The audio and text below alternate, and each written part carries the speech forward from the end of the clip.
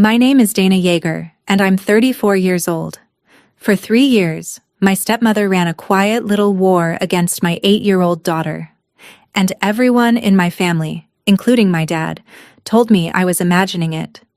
There were no bruises anyone could point to twice. Just accidents, missed snacks, a little girl who stopped talking at dinner. When I asked questions, I got the same word back every time: paranoid.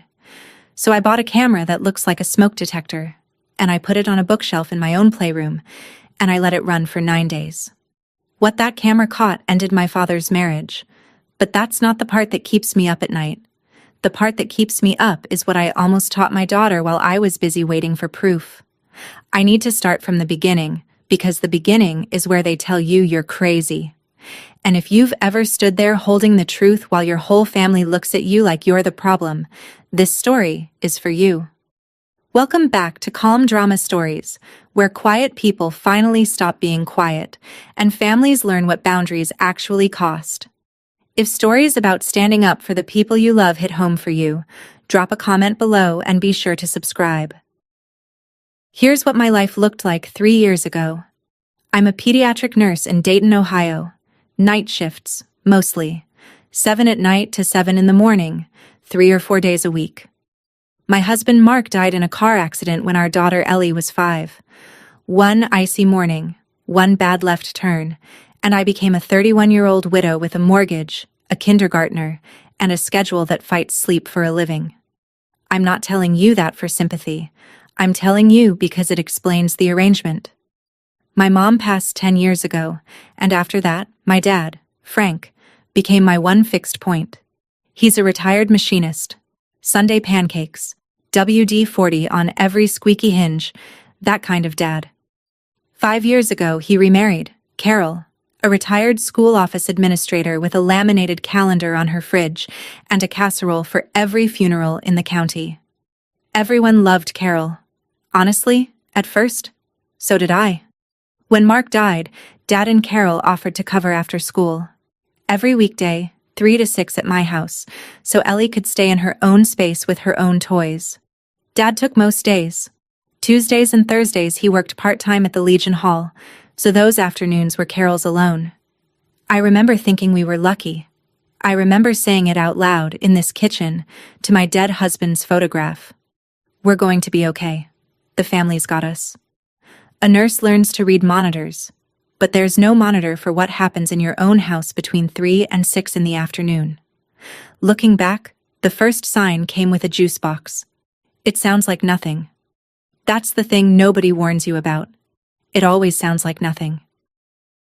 Let me show you Carol the way the world saw her. Church bake sale every spring, first to arrive, last to leave. Birthday cards that landed 2 days early, with a crisp bill folded inside. She kept a photo album of the grandkids that she updated twice a year, the way some people rotate their tires. Organized, generous, beloved. Her daughter Melissa lives 20 minutes from us with her son Tyler, who's 7, and Carol lit up around that boy like a porch light at dusk. Nothing wrong with that. Grandmothers dote. But the first accident happened on a Tuesday. I came home at 6:15, and Ellie's left wrist was wrapped in a dish towel, already swelling. Carol met me at the door before I could even set my bag down. She tripped on the playroom rug, poor thing. You know how she runs. Here's what my nurse brain noticed, quietly, while my daughter brain was checking the wrist. Kids who trip and fall catch themselves on an open palm. Ellie's swelling sat above the wrist, where a hand grips. I asked Ellie what happened. She said, I tripped on the rug. Same words, same order. And the whole time she said it, her eyes did this thing I'd never seen my kid do before. They went to Carol first, then to me. Like she was checking her answer with the teacher. It was a sprain, mild, iced, and wrapped. And every pediatric nurse alive will tell you 8-year-olds sprain things every week of the year. That's the truth. I want you to hold that truth, because I had to. One incident is an incident. I documented it in my head the way I chart at work. Time, presentation, story given. And I told myself what everyone tells themselves at this stage. Kids fall. but I never saw that rug lie flat again without wondering. Over the next 6 months, it came in a slow drip, and no single drop was worth a phone call. Ellie's lunchbox, the purple one with the dinosaur stickers, started coming back to the counter with her after-school snack untouched. She said she wasn't hungry, Carol would say, breezing past me with her purse already on her shoulder. Except Ellie came off the bus hungry every day of her life. I used to joke she had a second stomach for applesauce. Then a chunk of her hair went missing, a whole finger length of it, right at the front. Gum, Carol said. I had to cut it out before it matted. You'd have done the same. Ellie doesn't chew gum. I don't buy it. The school doesn't allow it. And when I asked Ellie where the gum came from, she looked at the floor and said, I don't remember. Then her dinosaur drawing, this T-Rex she'd worked on for a week, the one she wanted to mail to her cousin, turned up in the kitchen trash, folded in half under coffee grounds. The wind blew it off the table, Carol said. The trash can has a lid. You see the problem. Each piece had an explanation that would sound perfectly reasonable in a room full of adults, and I would sound like a woman with a grudge and a night shift schedule. I did ask Ellie, gently, at bedtime, lights low, the way I'd want someone to ask me, Sweetheart, is everything okay with Grandma Carol? And my chatty, dinosaur-obsessed, tells-me everything kid folded her hands on the blanket and said, I'm fine, in a voice as flat as a recording. 8 years old, and she'd already learned somebody's script. What I didn't know yet was why she was protecting it. The answer to that one is the part of this story I'll never fully forgive myself for.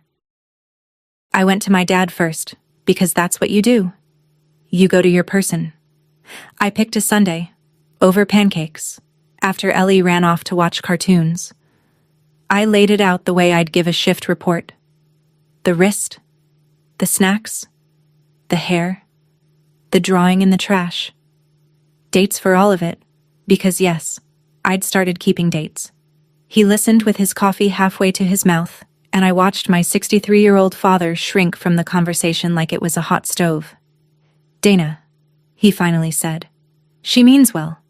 4 decades of loving this man, and I'd never wanted to throw a plate at him before.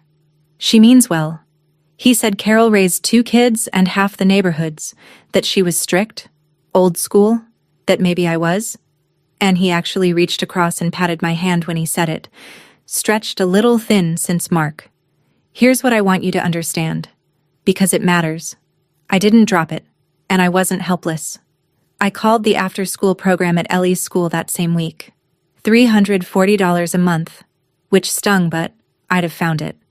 Except there was a wait list, 7 months deep, because half the county had the same idea. I swapped what shifts I could.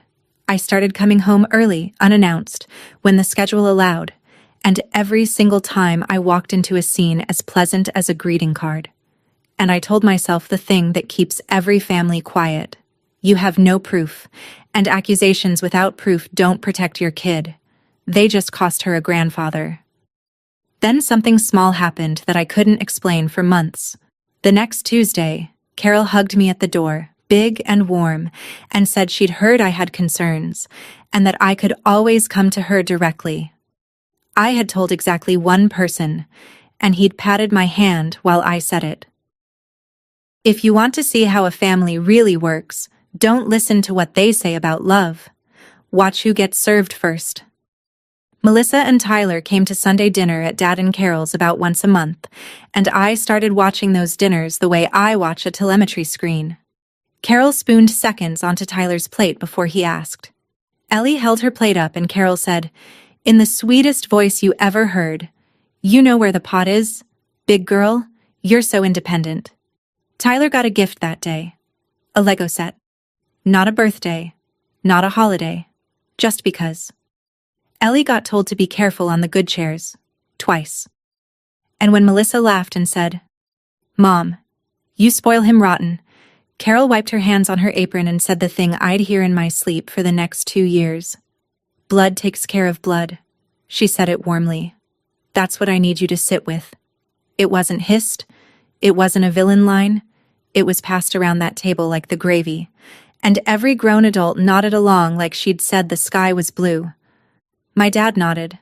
My dad, whose granddaughter was sitting right there with an empty plate and her ankles crossed like a child in a waiting room. After dinner, Carol brought out the famous photo album to show Melissa the new pages. I flipped through it while they did the dishes. Tyler's first steps, Tyler's kindergarten graduation, Tyler at the zoo, the lake, the pumpkin patch. Ellie appeared exactly once, at the edge of a group shot from Easter, half out of frame, one shoulder and a ponytail. My daughter, cropped to a shoulder. I put the album back on the shelf and I didn't say a word, because I'd already learned what happened when I said words. They came back to me wearing the word paranoid.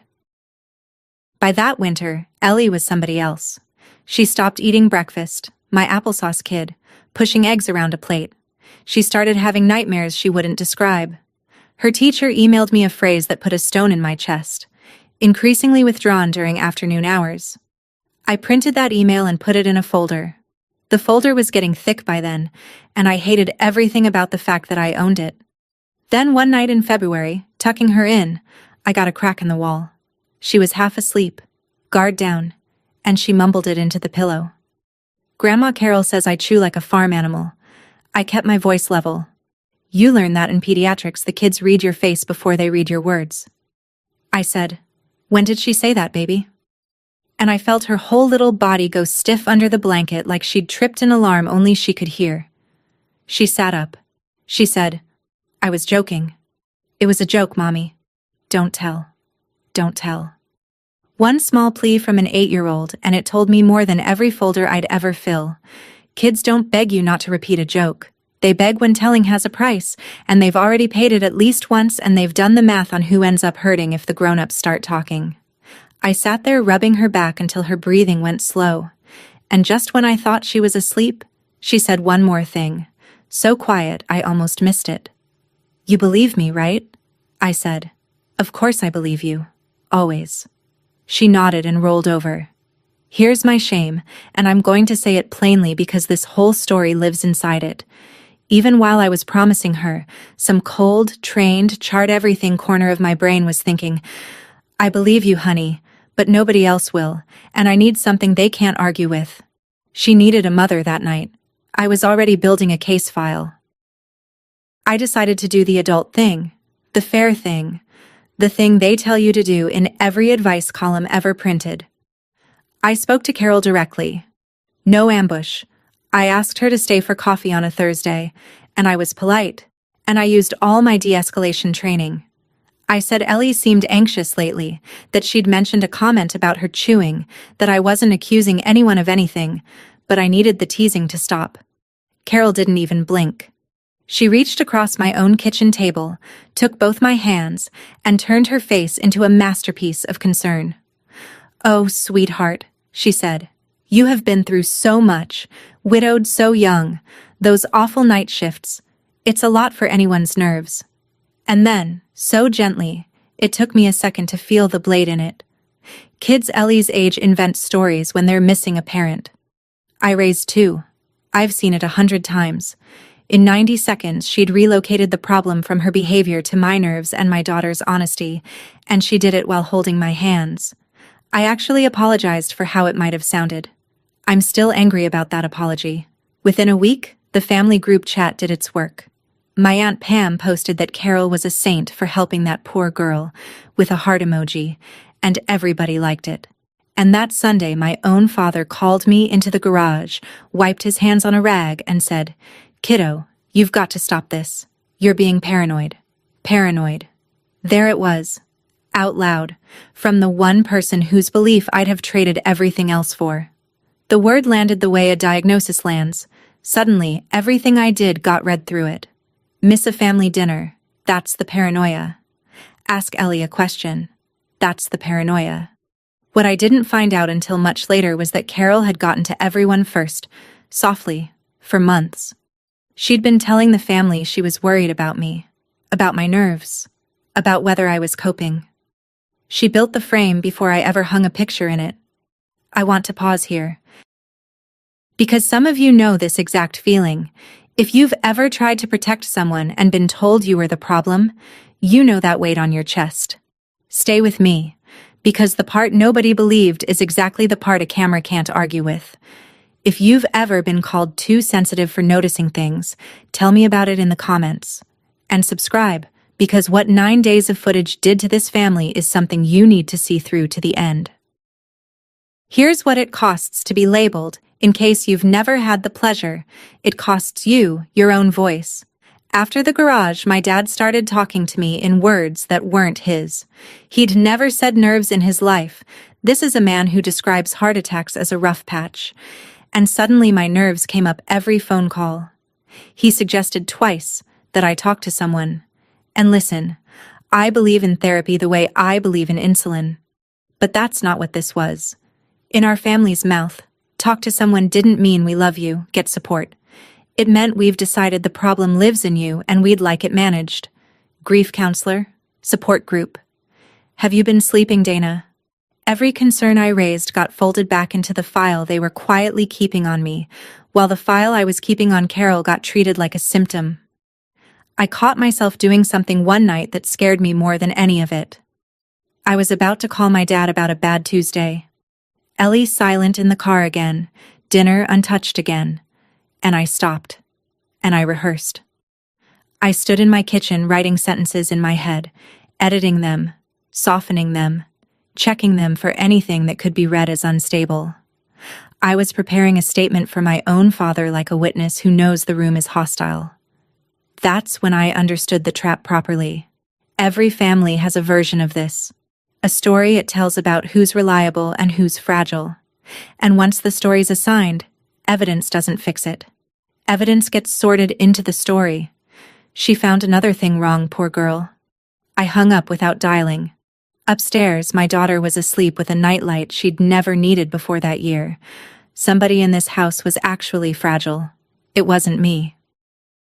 So I did what nurses do when nobody believes them, because God knows it happens at work too.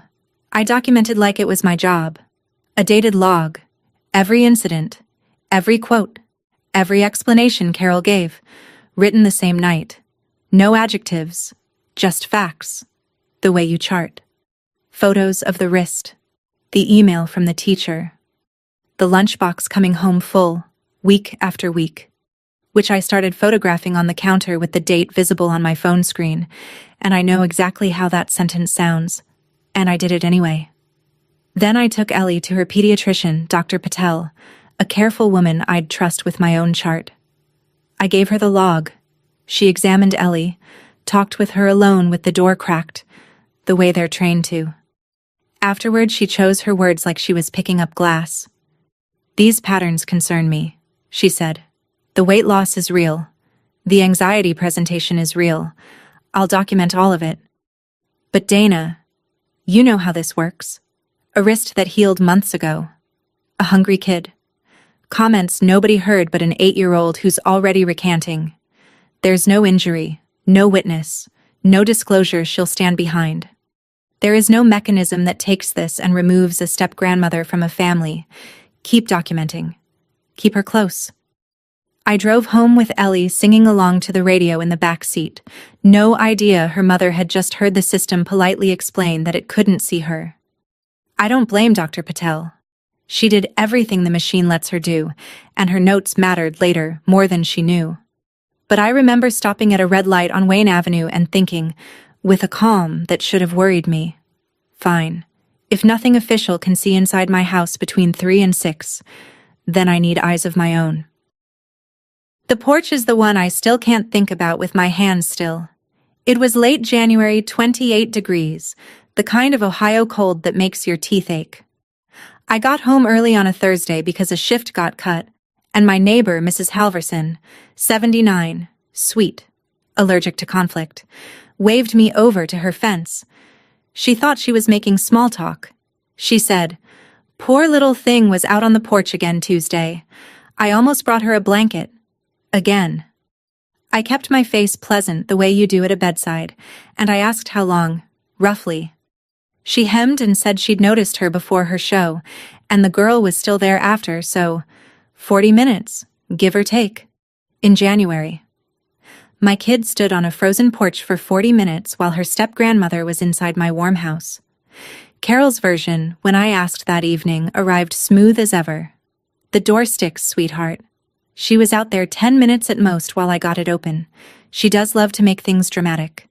2 lies in 1 sentence, delivered with a hand on my arm, because here's what I did the second she left.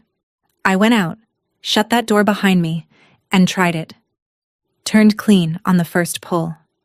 I tried it 15 more times, like a crazy person. In the dark. In the cold my daughter had stood in. It never stuck once.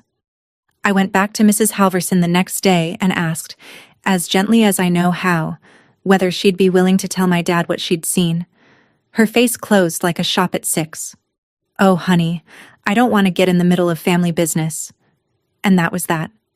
My one witness had seen everything and would swear to nothing. Whatever I did next, I'd be doing it alone. After the porch, I stopped trying to be believed and started trying to leave. Understand. The wait list at the school program hadn't moved, but a private after-school center across town had one opening, and I took it. It cost more than my car payment. I paid the deposit out of what was left of Mark's life insurance, and I didn't feel a thing except relief. I told Dad and Carol we wouldn't need afternoons anymore, and I kept the reason vague, and you'd have thought I'd announced a death. My father's face actually fell. "You're taking her from me," he said.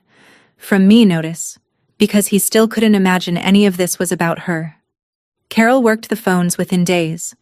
Melissa called to say, gently, that Mom feels like you're isolating Ellie from the family, and honestly, Dana, that is a thing people do when they're struggling.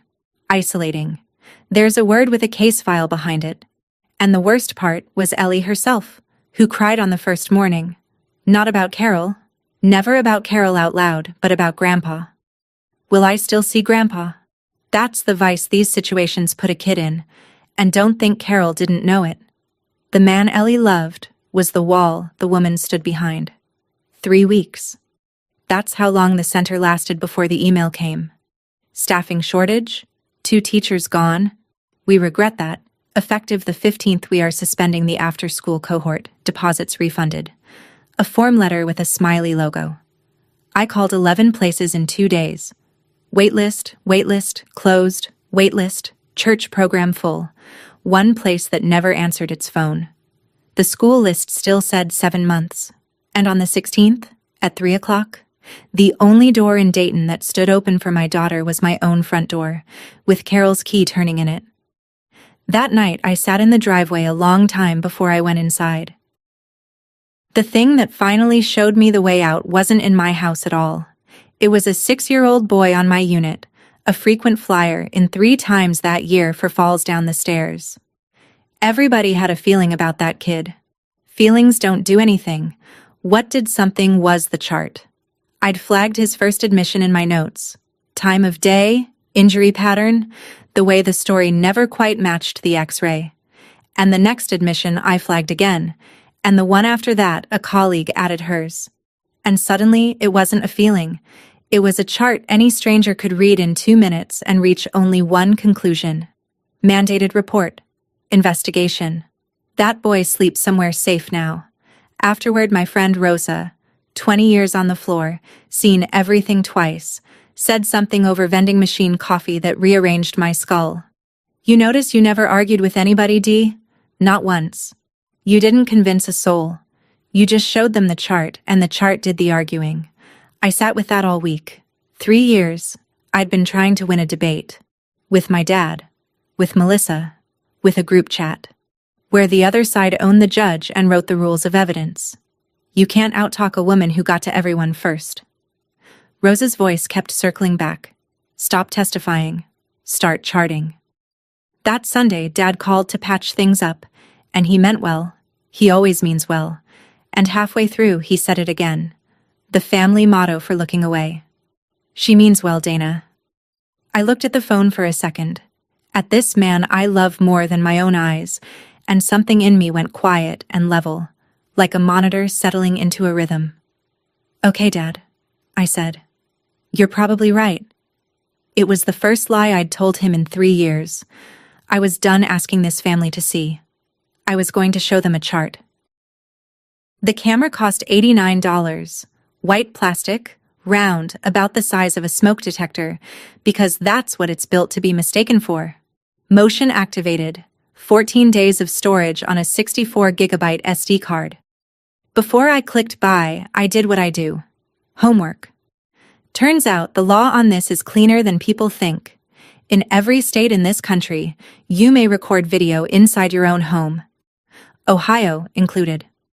What you may not do, in a lot of situations, is secretly record audio.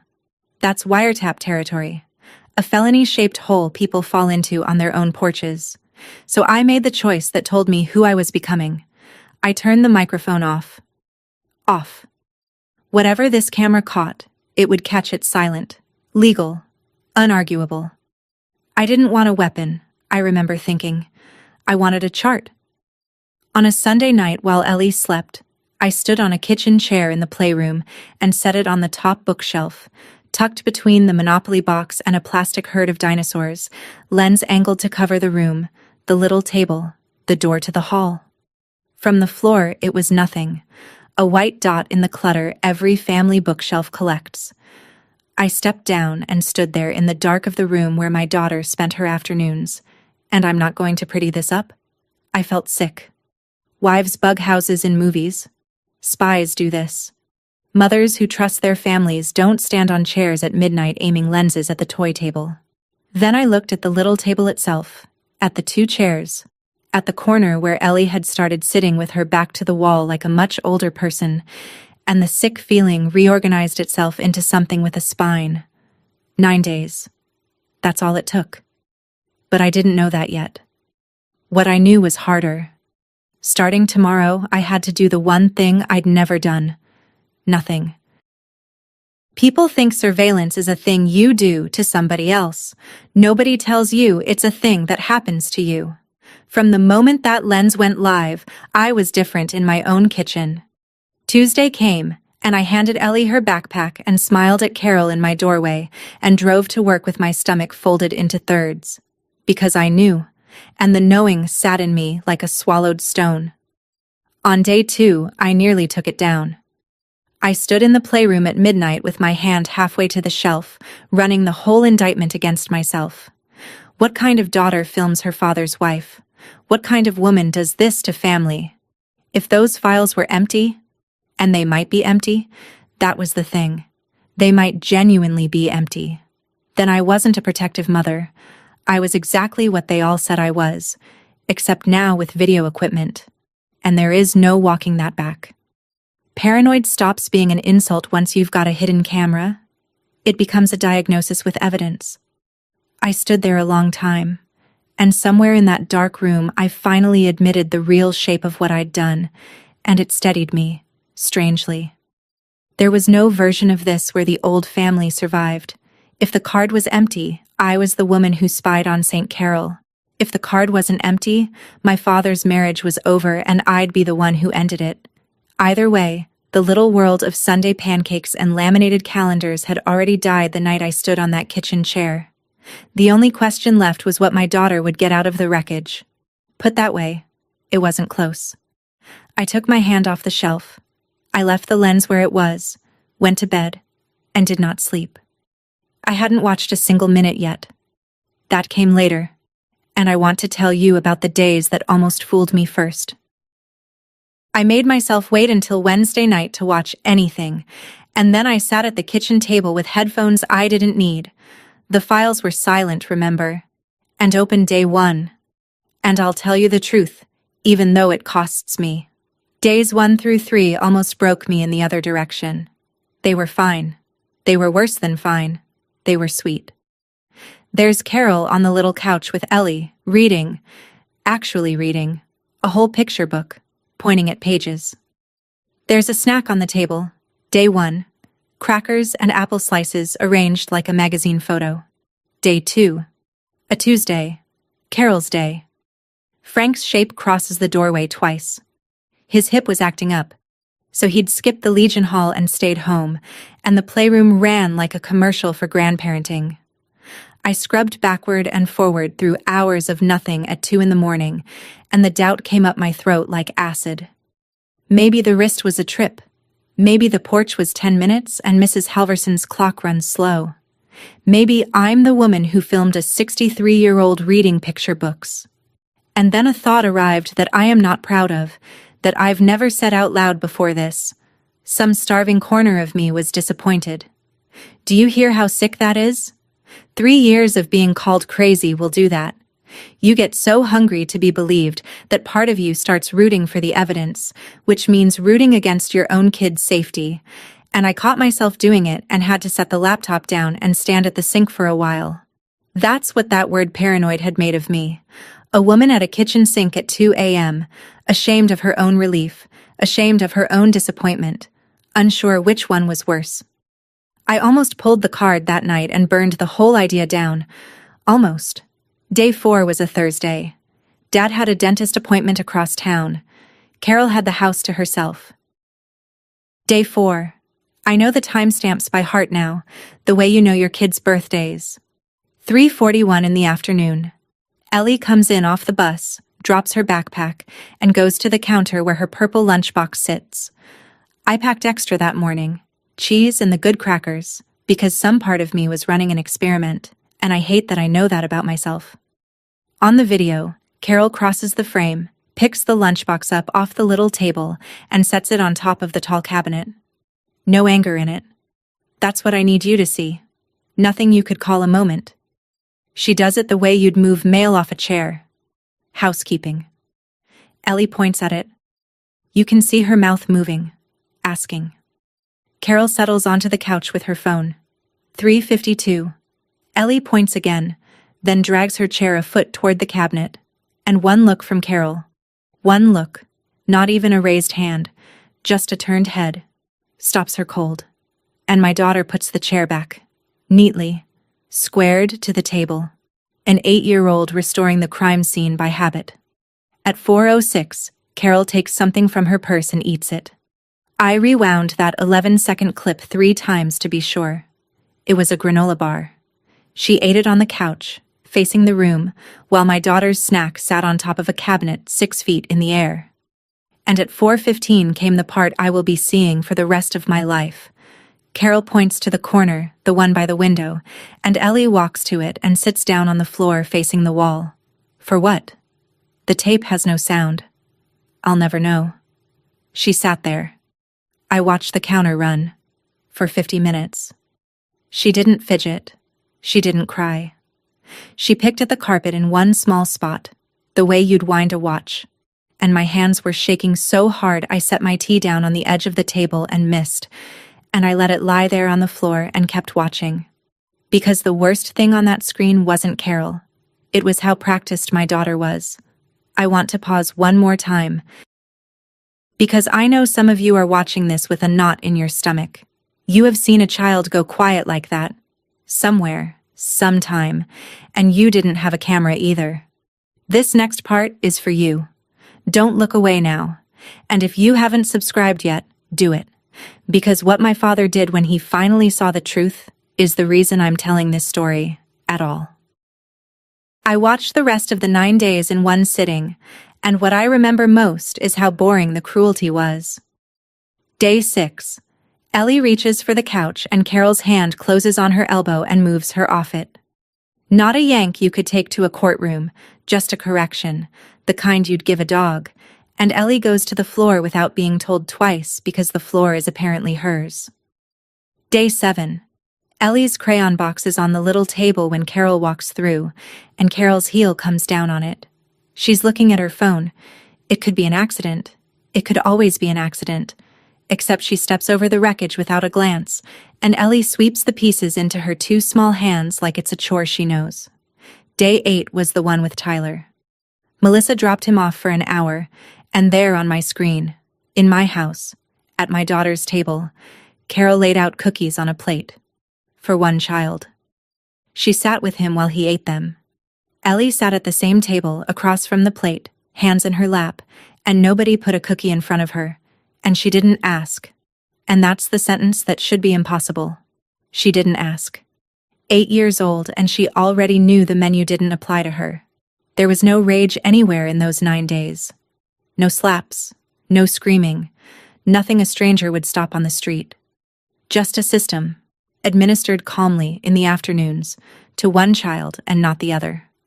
I'd been braced for a monster, and instead I got a policy. And my daughter's face, day after day, not surprised by any of it. That was the reveal, if you want one. Not what Carol did. How used to it Ellie was.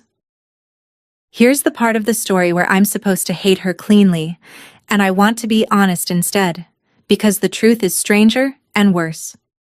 I knew a thing about Carol. Dad had mentioned it once, early on, proud of her in a clumsy way. Carol had a hard childhood, you know. Her mother remarried when she was 9. Stepfather had money, and his people never let her forget which side of the family the money belonged to. There was an album at her step-grandmother's house. The story goes.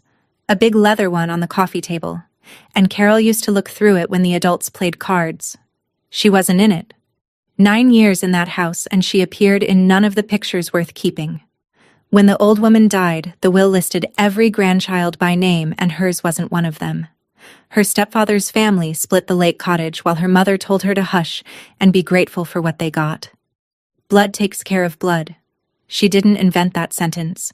It was handed to her, the way it's always handed down, by people who had a table and decided who ate at it. Somewhere in there, a girl learned exactly how the ranking works, how it's enforced in juice boxes and photo albums and empty chairs, in ways no outsider can prosecute. And when her turn came to hold the power, she didn't break the wheel. She spun it. I sat with that for one long night, and I'll tell you where I landed, because this is the closest to sympathy I ever got, and the closest I'll ever get. Understanding where a knife was forged doesn't make it less sharp. It just tells you the knife will never blame itself. In the morning, I stopped thinking about Carol at all, and started thinking like a nurse with a chart. Here's what I did with 9 days of video, and I want you to notice what I didn't do. I didn't post it. I didn't text clips to the group chat at midnight with the caption, "Still think I'm paranoid." God knows the hungry part of me drafted that message. Instead, 2 copies on 2 drives, one in my locker at work, plus the cloud. A typed index, date, timestamp, 30 seconds of plain description per clip, no adjectives, cross-referenced against 14 months of my log. The lunchbox on the cabinet, 4 entries in the log before the camera ever saw it happen. The corner, 50 minutes on counter. The cookies. Then I took Ellie back to Dr. Patel and told her what the camera confirmed, and watched a careful woman stop being careful. She documented everything. The weight curve, the anxiety, the pattern now anchored to observed events.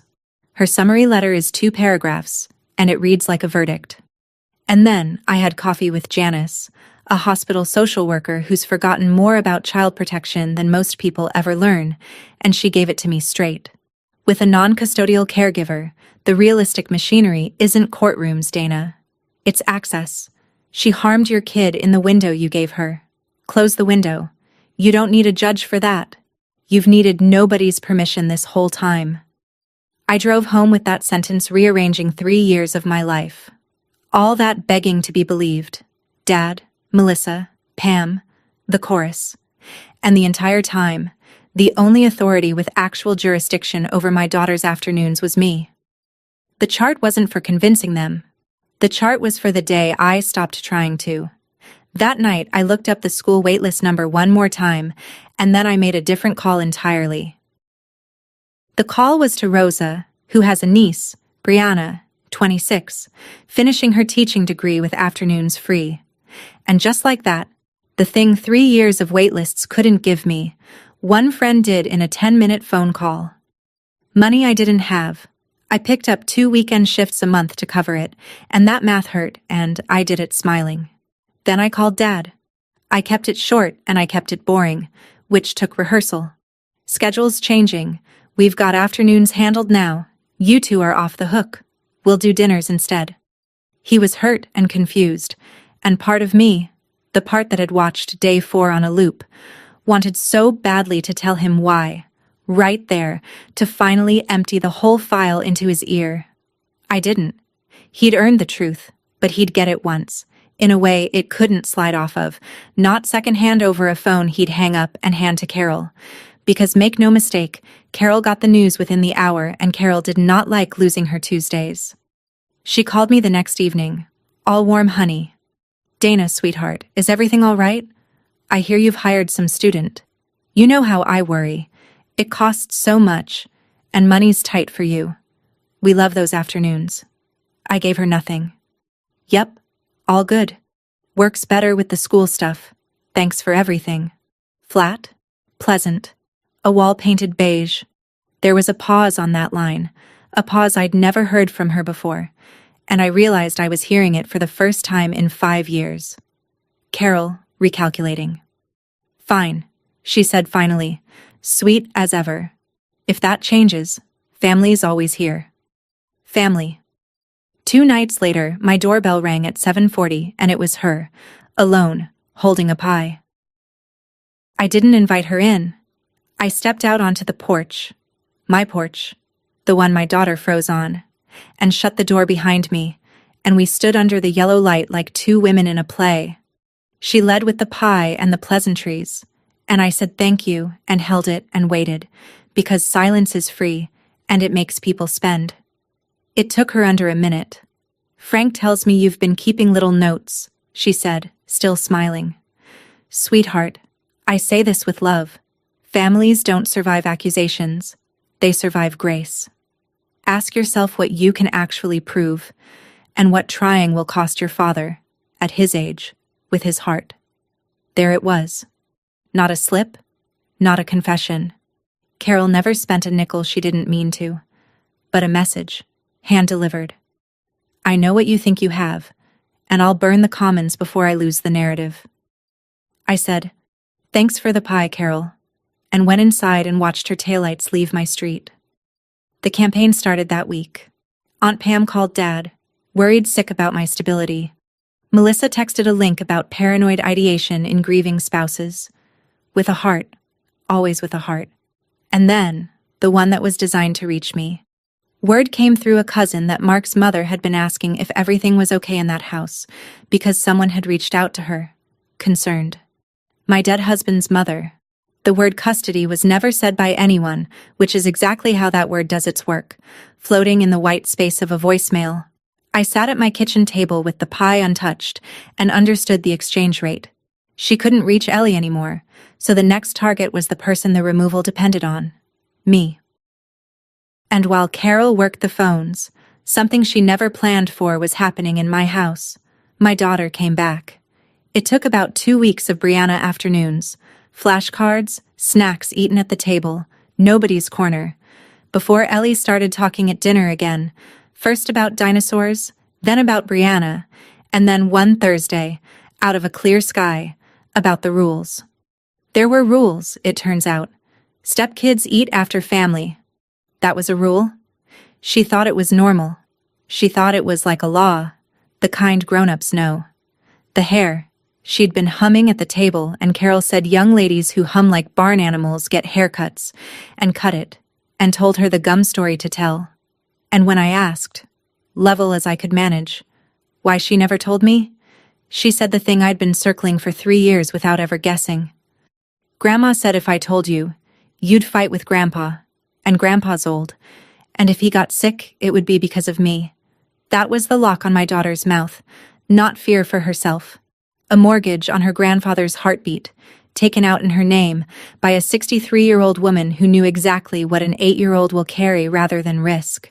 Ellie looked up at me then and asked, small, the question from that February night. You believe me, right? And here is the moment I understood what I'd actually done wrong for 3 years. She had told me, in fragments, in flinches, in a voice gone flat, in a chair squared neatly back to a table. She'd been telling me the whole time, and I'd heard her, and I'd believed her, and I'd still gone looking for a camera. The camera was never for me. It was never for her. It was for them. Dad's 66th birthday was set for the following Saturday, dinner at the house, whole family, and that party became the vice they closed on me, one relative at a time. Pam called, "Come, hug it out. Whatever this silliness is, Families fix things at a table. Melissa texted, "Mom's willing to put it all behind you if you'll just show up and be normal. You, notice, the one who'd be doing the being forgiven." Then Carol herself, a voicemail like warm syrup. "Saturday, 6 o'clock. Bring that famous corn casserole, and let's just... No more of this, Let's start over." Translation, and by then I spoke fluent Carol. Attend the piece, eat the meal, drop the file, and the story becomes, Dana had a rough patch, and we loved her through it. The ranking survives. The window reopens. Maybe not this month, but someday, at some holiday, she plays the long game like other people breathe. And then, Friday night, my father called. And he didn't lecture. That would have been easier. He sounded old and tired and scared, and he said, "Kiddo, I don't know what's gone wrong between you two, and I don't care whose fault it is anymore. I can't lose my wife and my daughter in the same year. Please, just come. End it." I stood at the counter with the phone against my ear and the SD card sitting 3 feet away in a kitchen drawer, and I heard what he was really asking. He was asking me to choose the version of the family where nobody has to look. Everything I wanted was in that room Saturday. My dad, peace, an end to being the difficult one. Everything my daughter needed was in that drawer. I told him I loved him. I didn't tell him what I'd decided. I hadn't. Not yet. Friday night, after Ellie was asleep, I sat down with the laptop one last time. I didn't watch the cookies, or the crayons, or the elbow. I watched one frame, over and over, my daughter in that corner, 40 minutes in, face to the wall, perfectly still, not miserable, practiced. A child being good at a punishment is the saddest thing a camera has ever shown me. And then I did what the hungry part of me had wanted for 3 years. I wrote the email. To Dad, Pam, Melissa, the cousins, all of it. Links, timestamps, 14 months of log, subject line. I was never paranoid. My finger sat on send for a long minute, and I heard it. Finally, the thing under the wanting. Send this, and Saturday becomes a trial. The family watches the clips and votes, and some of them acquit her anyway. People don't leave a story they're comfortable in just because you show them a screen. And my daughter's worst afternoons become an exhibit passed around a group chat between casserole recipes. And for what? So Dana can finally be right in front of everyone. Ellie didn't need 12 jurors. She needed one thing, and I could grant it myself tonight, without anyone's verdict. She will never be alone with that woman again. That was the whole ruling.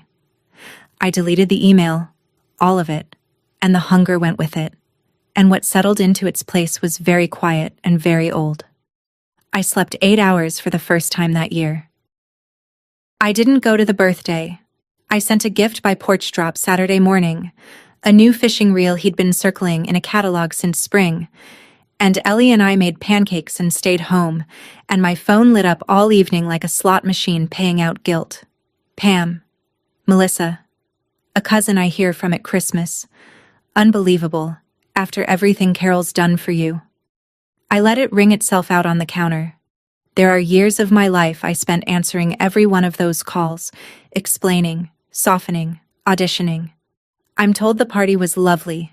Sunday morning at 8, I texted my father. 1 hour. My kitchen. Just you. Please. He came. Of course he came. He's my dad. But he came in angry. Angrier than I'd seen him since I was a teenager. The missed birthday, sitting on him like a coat he couldn't take off. He started in about family and forgiveness, and how Carol had cried at the table. I poured his coffee and let him finish. Then I set 3 things down in front of him, side by side, nothing else on the table. The SD card, the typed index, 14 months, dated. Dr. Patel's letter, folded once, no laptop, no speech. His eyes went over them the way I've watched 100 families look at a chart they don't want handed to them, knowing, before knowing, that the room has changed. "What is this?" he said, and I told him. I said it the way I'd say it to a patient's family, because that's the only way I know to say unsurvivable things kindly. Dad. On that card is 9 days of video from the playroom. It's silent. It's legal. It's our house. It shows what Tuesdays and Thursdays looked like for your granddaughter. Some of what it shows, I logged in that folder for 14 months before I ever bought a camera. Her doctor's letter is under it. He started to stand, and there was fear in it, and his mouth was already forming Carol's name. And I did not raise my voice, because I'd promised myself the one thing I would not do in this kitchen was audition. Sit down, Dad. Please. He sat. I'm going to tell you what's already been decided, I said, so you don't spend tonight bargaining. The afternoons are over. Ellie will never be alone with Carol again. Not at a dinner, not at a holiday, not for 5 minutes in a parking lot. That part isn't a request, and it isn't a punishment. It's just what's true now. And then the part I'd rehearsed in the dark. The part that cost the most, because it meant setting down the thing I'd carried the longest. I spent 3 years asking this family to believe me, I said. Asking you. I'm done asking.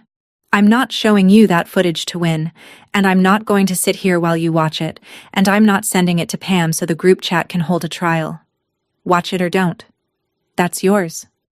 But you don't get to unknow that it exists. His hands were flat on the table, on either side of the card, not touching it, and he was looking at me like a man watching a road washout.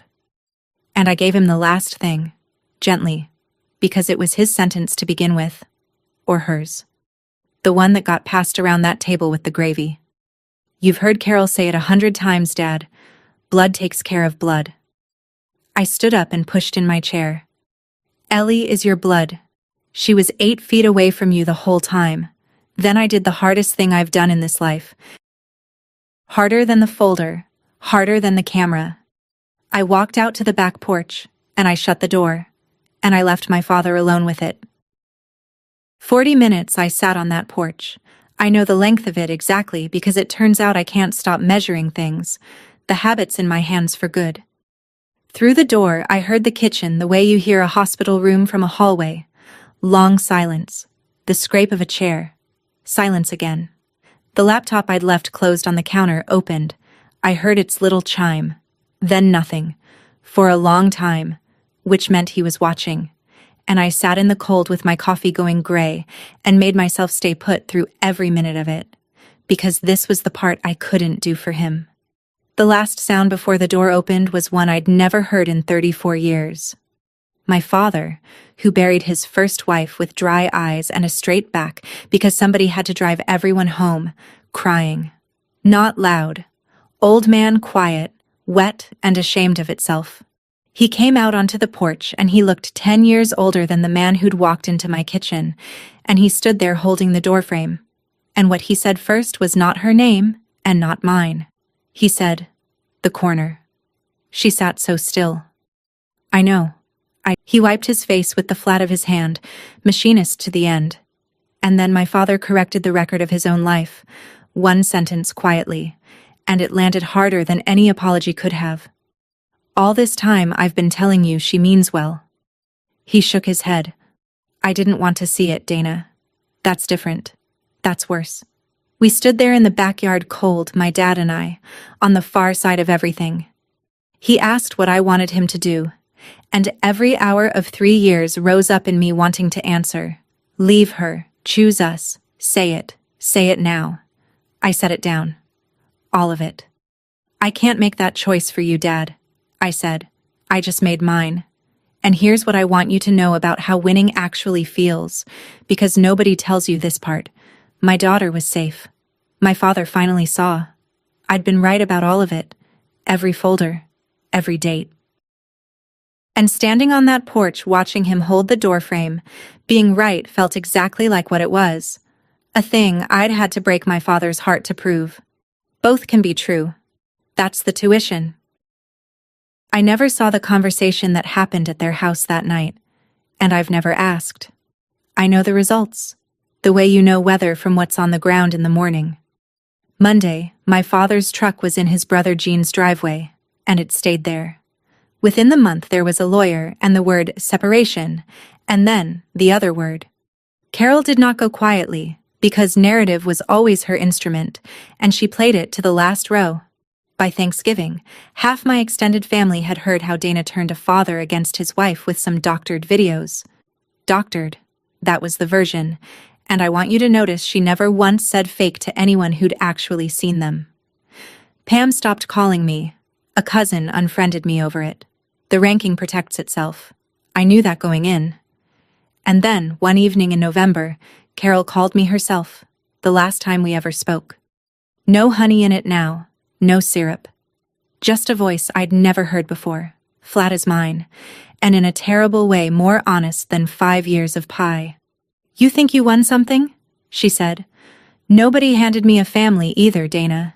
You do what you have to do." And there it was, the whole creed, laid out plain at last. Somebody left her out of the album 50 years ago, and she'd been running the arithmetic of who's really family ever since. And she called that arithmetic love, and she would go to her grave calling it that. For 3 years I'd have paid money for this call. The mask down, the truth out loud, me proven right, straight from the source. I stood at my kitchen window and found I didn't want it anymore. "I'm sorry they did that to you," I said. And I hung up while she was still talking. First time in my life I ever did that to anyone. It felt like setting down a box I'd been carrying so long I'd stopped noticing the weight.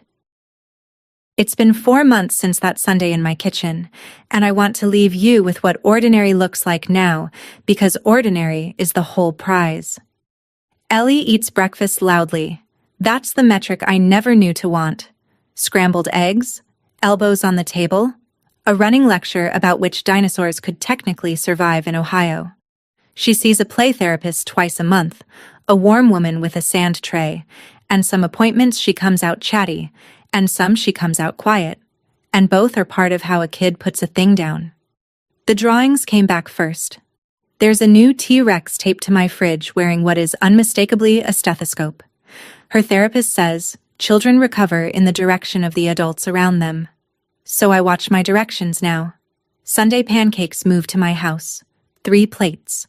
My father shows up at 8 sharp with his own spatula like a man reporting for a shift, and he is learning, slowly and badly and honestly, how to be a grandfather without a manager. He asks Ellie questions now and waits all the way through the answers. He fixed her bike brakes twice in 1 month.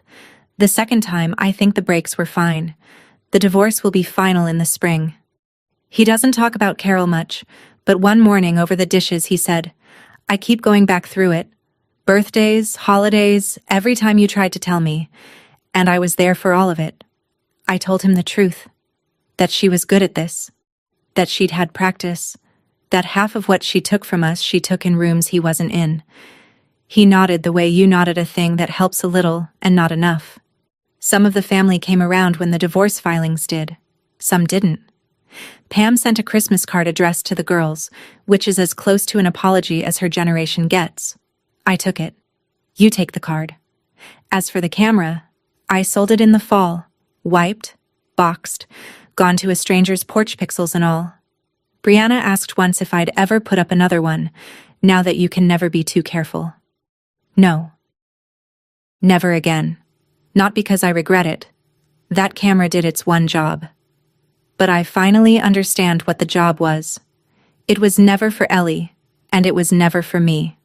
It was for people who needed a screen between themselves and a thing an 8-year-old had been saying with her whole body for 3 years.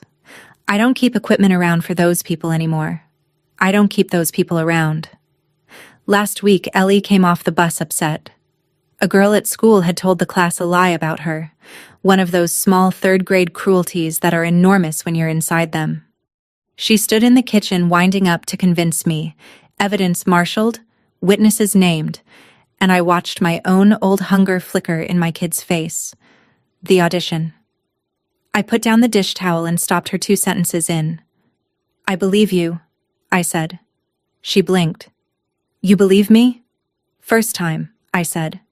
"Every time. No cameras." She didn't know why her mother's voice cracked on a Tuesday afternoon over playground gossip. Someday, if she ever needs this story, I'll tell her. She ate 2 bowls of cereal and took the good markers upstairs, and that was the whole miracle. It cost her nothing to be believed. Here's what 3 years, 9 days of silent footage, and 1 broken marriage taught me, and it fits in a sentence, so I'll leave it with you plainly. Proof is what you owe a courtroom. Belief is what you owe your child. And any family that makes a child audition for its love isn't a family your child can afford, no matter whose blood is keeping score. That's my story. 9 days of footage, 1 empty plate, a birthday I skipped, and a father who finally looked. If this reminded you of a quiet kid in your own life, check on them today. They may be waiting for one adult who believes them the first time.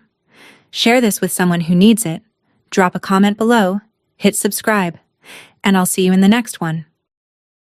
He wiped his face with the flat of his hand, machinist to the end.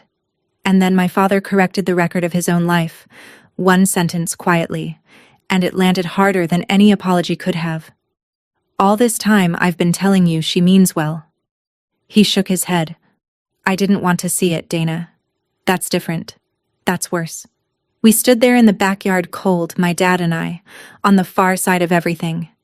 He asked what I wanted him to do, and every hour of 3 years rose up in me wanting to answer. Leave her, choose us, say it now. I set it down. All of it. I can't make that choice for you, Dad, I said. I just made mine.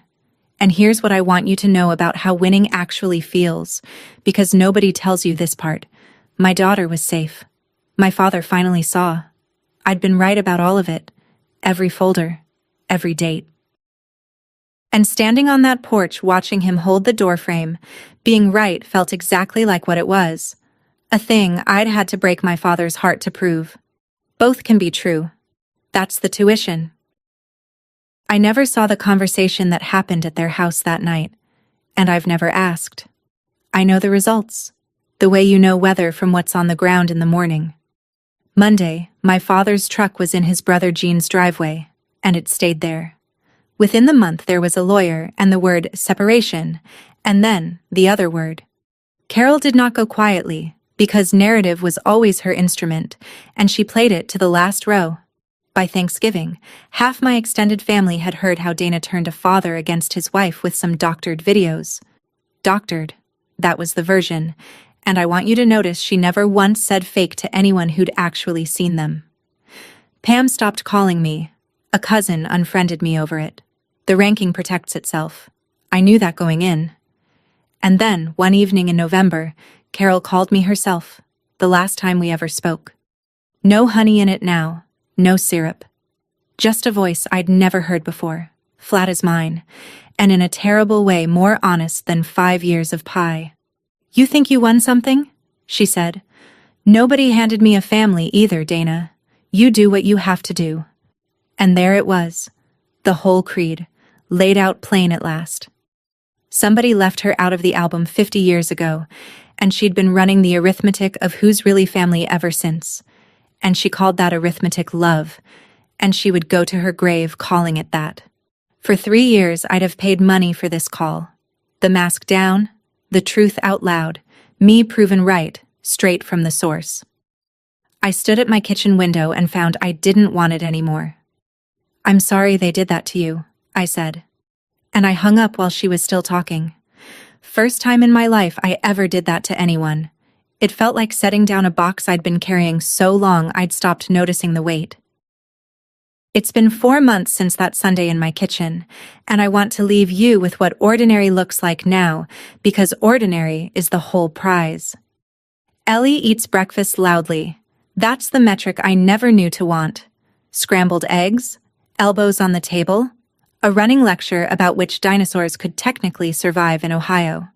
She sees a play therapist twice a month, a warm woman with a sand tray, and some appointments she comes out chatty, and some she comes out quiet, and both are part of how a kid puts a thing down. The drawings came back first.